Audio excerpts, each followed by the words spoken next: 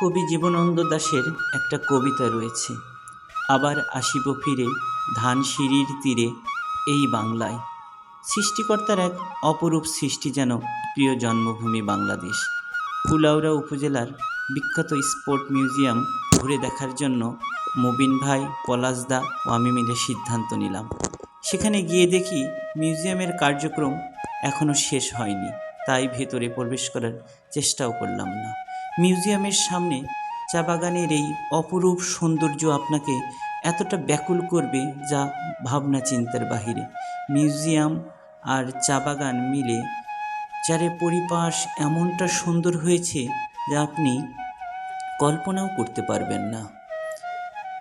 মুবিন ভাই বলল, একটু সামনেই নাকি খুব সুন্দর একটা প্রাকৃতিক সৌন্দর্য রয়েছে। পলাশদা আমি মিলে দেখার জন্য সেখানে ছুটে যাচ্ছিলাম।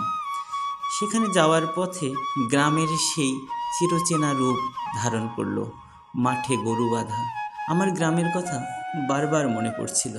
চা বাগানের মাঝখানে এক অপরূপ সৌন্দর্যর নীলা দিঘি এখানে চোখে পড়ল, যেখানে ছোট্ট ছোট্ট কিশোর কিশোরীরা আনন্দের সহিত গোসল করছে।